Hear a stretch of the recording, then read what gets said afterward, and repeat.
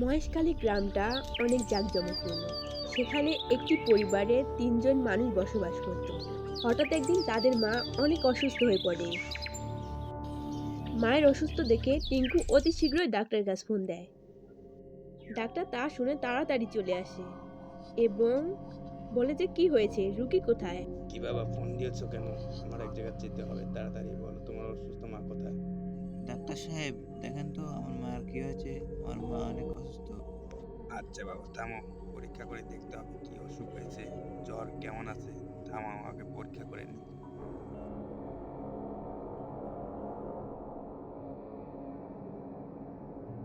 ও বাবা, তোমার মায়ের তো খুব খারাপ অসুখ হয়েছে, কালা জ্বর হয়েছে। এই ওষুধ তো আমাদের এলাকার নেই। ডাক্তার সাহেব, যে করেই হোক আপনি আমার মায়ের ওষুধ ঠিক করে দিন। আচ্ছা ঠিক আছে বাবা, এই ওষুধ তো আমাদের এলাকা পাবে না। এই ওষুধ পেতে হলে যেতে হবে শহরে। শহর থেকে ওষুধ নিয়ে আসো। আর তোমাকে আমি চিট লিখে দিচ্ছি, এই চিটের ওষুধ নিয়ে আসো, যাও। আচ্ছা ঠিক আছে, আপনি চিট লিখে দিন। আচ্ছা বোন, তুই মার দেখাশোনা করিস, আমি শহর থেকে ওষুধ নিয়ে আসি। আচ্ছা ভাই, তুমি ভালোভাবে যাও, আমি মায়ের দেখাশোনা করবো, তুমি কোনো চিন্তা নিও না। ডাক্তার চলেন, আমাকে চিট লিখে দেন, আমি শহর থেকে ওষুধ নিয়ে আসি। ডাক্তার চিকিৎসা দিয়ে চলে যায়। তার কিছুক্ষণ পরও পিঙ্কুও চলে যায়। পিঙ্কি এসে তার মায়ের কাছে বিছানায় বসে। টিঙ্কু একা নির্জন রাস্তা পার হয়ে শহরে যায়।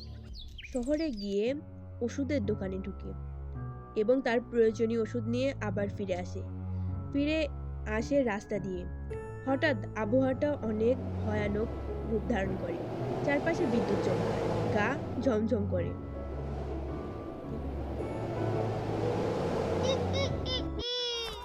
একা একা বসে থাকি আমি শাকচুন্নি, শুনে তো কেউ আর এই পথ দিয়ে। আজকে এই রাস্তা দিয়ে যেই আসবে তাকেই আমি পাকড়াও করে ফেলবো।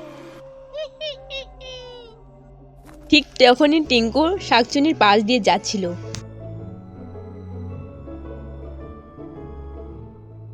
আরে কে গেল? কে কে কে আরে মানুষ! এই রাস্তা দিয়ে কতদিন পর মানুষ গেল, আজকে এরই ঘাড় মটকাবো।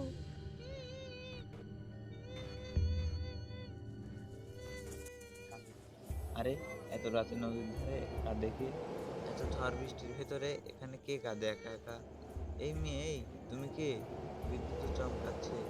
এই মেয়ে, একা একা এখানে কাঁদছো কেন? তোমার তো এখানে বিপদ হতে পারে।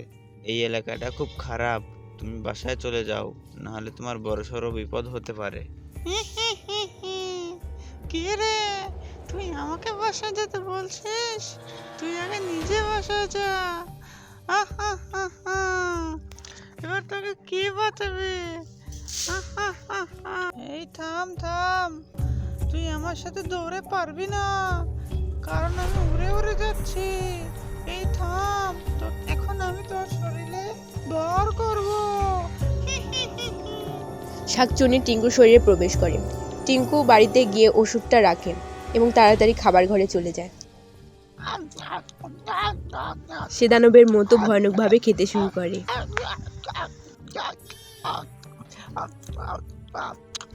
এমন সময় পিঙ্কি তার ঘরে চলে আসে। কিরে ভাই, তোর আজ কি হলো? তুই আজ এত খাচ্ছিস কেন? তুই তো এত ভাত খাস না, তোকে কি ভূতে ধরলো নাকি? হ্যাঁ? তার কথা শুনে টিঙ্কু অনেক রেগে যায় এবং ভয়ানকভাবে হুঙ্কার দিতে শুরু করে। কিরে ভাই, আসলে কি তোর সমস্যা হচ্ছে? তুই এমন করছিস কেন? কোনো সমস্যা হলে আমাকে বল, আমি কভারেজ ডেকে নিই। দাঁড়া, তো কবিরাজ দেখাচ্ছি। থাম থাম, এক্ষুনি দাঁড়া। এমন সময় টিঙ্কু তাকে ধরে এবং ধরে অনেক মারধর করতে শুরু করে।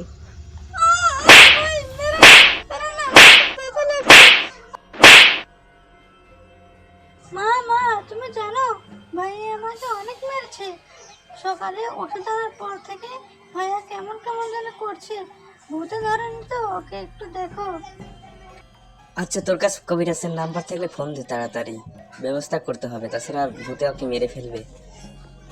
পিঙ্কি তান্ত্রিকের কাছে ফোন দেয় এবং ফোন দিয়ে সকল ঘটনা বলার পর যে এ সময় তান্ত্রিক আসে এবং বলে যে কি হয়েছে, ঘটনা সবকিছু খুলে বলতে বলে। এই মা ফোন দিয়েছিল কেন? কি হয়েছে আমাকে তাড়াতাড়ি খুলে বলো। আমার ভাই কালকে ওষুধ কিনে আনার পর থেকে কেমন যেন ব্যবহার করছে, অস্বাভাবিক সব কাহিনী করছে, অনেক অনেক ভাত খাচ্ছে। আপনি কিছু একটা করুন তান্ত্রিক। তারা, তুই ভয় পাস না, আমি বিষয়টা দেখছি। ওর গায়ে ভূত হাজির করতে হবে।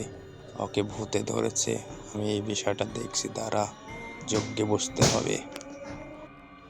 কিরি কিরি কোটাস, সাতজন্যিক পেটনি দানব, সবাই আমার বস। এর শরীরে কে ভর করেছিস? তাছাড়া তোকে ভস্য করে দিব। তাড়াতাড়ি বল কে আসো। তুই কে? তাড়াতাড়ি বল, তাছাড়া তোকে এখন মেরে ফেলবো। তাড়াতাড়ি বল।